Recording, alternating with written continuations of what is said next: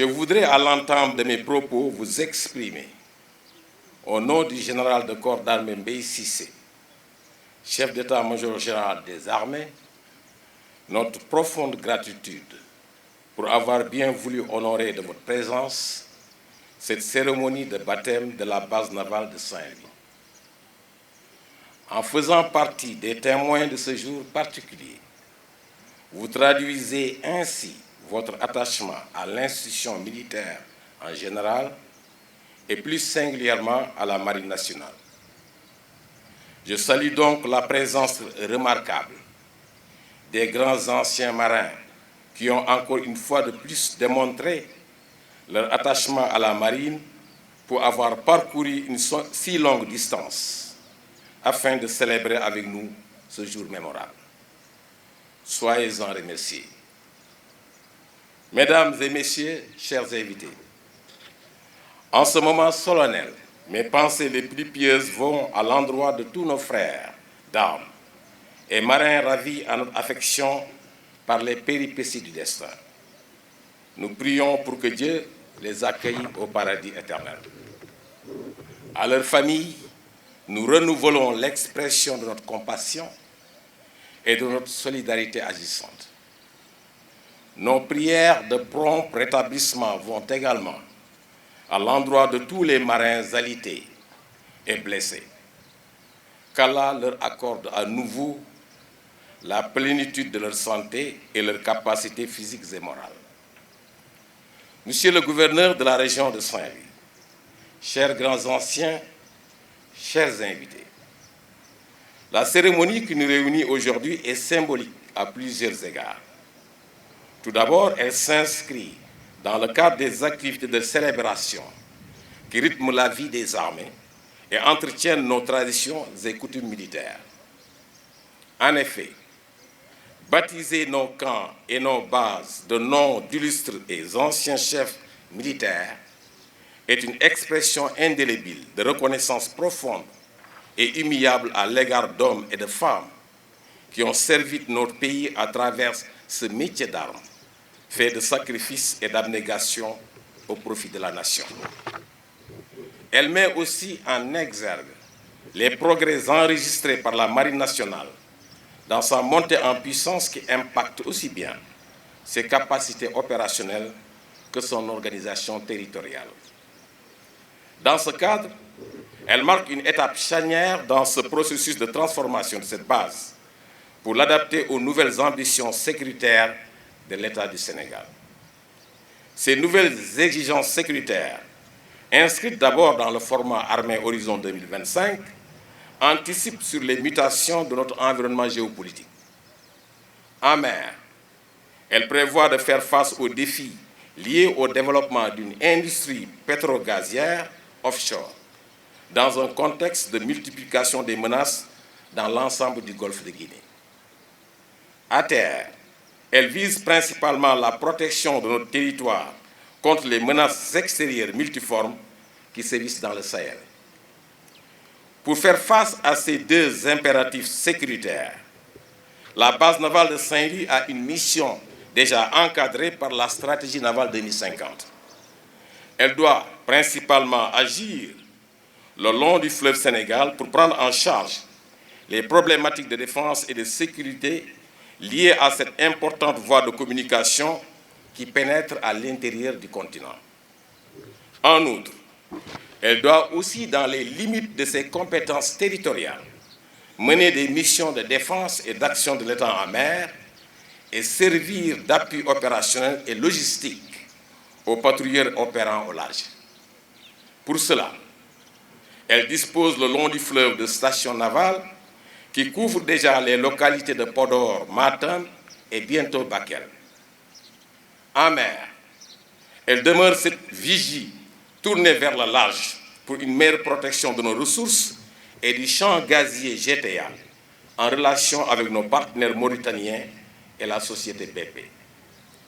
La base navale de Saint-Louis est donc une formation fluvio-maritime interagissant avec les zones militaires numéro 2 et numéro 4, tout en concourant à la sécurité de notre zone économique exclusive. Les statistiques mises en exergue par le commandant de la base dans son discours démontrent la pertinence de la création de cette infrastructure navale. Je saisis l'occasion pour saluer d'une part la collaboration effective entre nos différentes administrations dans le cadre de la coordination opérationnelle de l'action de l'État en mer et d'autre part la coopération exemplaire qui prévaut avec la marine mauritanienne dans le cadre de l'accomplissement de notre mission commune qui est de garantir un espace de paix et de coprospérité entre nos deux pays frères. Aussi, nous appellerons l'attention du chef d'état-major général des armées sur la nécessité d'agrandir la base et de réaliser une vigie à proximité de l'embouchure pour mieux surveiller la brèche afin de réduire les délais d'intervention des opérations de recherche et de sauvetage en mer au profit des pêcheurs en détresse. Par ailleurs, la problématique du développement de la façade maritime de la base navale est toujours en étude pour mieux cerner toutes les contraintes techniques et environnementales y afférentes en vue de sa résolution. Monsieur le gouverneur de la région de Saint-Louis, chers grands anciens, chers invités, c'est donc une implantation militaire et navale d'une grande importance opérationnelle que nous venons baptiser aujourd'hui à Saint-Louis, dans cette ville de longue tradition de garnison. Et pour ancrer cette base, portée vers le futur, dans la perpétuation de l'héritage historique de la Marine nationale, choix ne pouvait être plus pertinent que de lui donner le nom de feu le capitaine de vaisseau Ahmedine Fall, lui qui, rappelons-le, fut le premier et le seul officier de marine à commander cette zone militaire numéro 2. Le capitaine de vaisseau Ahmedine Fall était un officier d'une trempe rare, dont le visage jovial exprimait toujours les caractères d'un homme sage, d'une grande bonté et d'une finesse d'esprit remarquable.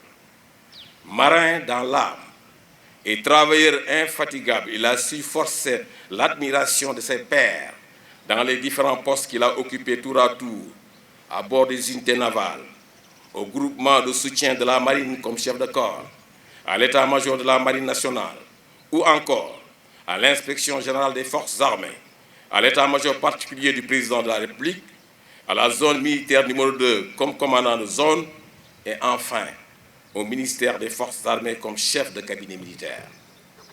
Apporte de la rigueur et de la méthode, mais aussi excellent pédagogue. Il incarnait une force morale tranquille qui suscitait de l'empathie et fédérait ainsi, par son humilité exceptionnelle et sa chaleur humaine inégalable, les marins autour de lui. Rappelé à Dieu le 11 octobre 2007, alors qu'il se trouvait dans son bureau au ministère des Forces armées, il porte le symbole d'un grand officier supérieur qui aura servi sa patrie jusqu'au dernier soupir. Pour les marins de ma génération qui ont eu la chance de le côtoyer et de profiter de ses savoirs et de ses grandes qualités humaines, il est l'exemple typique de ces grands anciens qui ont fait de la marine nationale une force navale résolument tournée vers les opérations en mer. Il a aussi toujours incarné l'excellence dans le travail d'état-major, comme le démontre son parcours exceptionnel dans les hautes sphères des décisions stratégiques. Peut-être que s'il n'avait pas rencontré ce jour fatidique où il retourna vers son Créateur, après avoir respecté le rituel de la lecture du Coran le vendredi, il serait à la tête de la marine et l'aurait certainement rendue plus forte et plus ancrée dans sa vocation d'excellence et de service à la mer. Officier marinier, archimètre et matelot de la base navale, capitaine de vaisseau Ahmedine Fall, vous portez donc à partir de ce jour la lourde responsabilité de vous montrer digne du parrain de votre base. Vous honorez sa mémoire en incarnant ses valeurs humaines et professionnelles exceptionnelles et en faisant de ce lieu en tout temps un endroit à la présentation remarquable, animé par des professionnels engagés avec résolution dans l'accomplissement de nos missions au service des populations. Oui, Cette base doit, comme son parrain, être proche des populations, vivifiant en permanence le lien armée-nation, si cher aux plus hautes autorités de l'État. C'est d'ailleurs l'occasion de féliciter le commandant de la base, le capitaine de frégate Bamba Gueye, pour son engagement sans faille, la qualité de ses relations avec les populations et le travail accompli de Saint-Louis à Bakel en passant par Podor et Matam. Sans oublier ses prédécesseurs qui ont su concrétiser dans des conditions plus difficiles la vision des différents chefs d'état-major de la marine qui a abouti à cette belle place d'armes. D'ailleurs, pour renforcer le lien avec les populations, nous avons récemment doté l'infirmerie d'un nouveau cabinet dentaire pour mieux prendre en charge la santé de nos marins et des populations riveraines. Officiers, mariniers, quartier-maîtres et matelots, votre base est belle et majestueuse et elle porte désormais le nom d'un illustre officier de marine dont la mémoire résonnera toujours au rythme des activités de cette belle place d'armes. Que le capitaine de vaisseau Ahmedine Fall reçoive la miséricorde divine et demeure éternellement au plus haut des paradis. Amin. Amer pour la patrie, on nous tue, on ne déshonore pas. Je vous remercie de votre attention.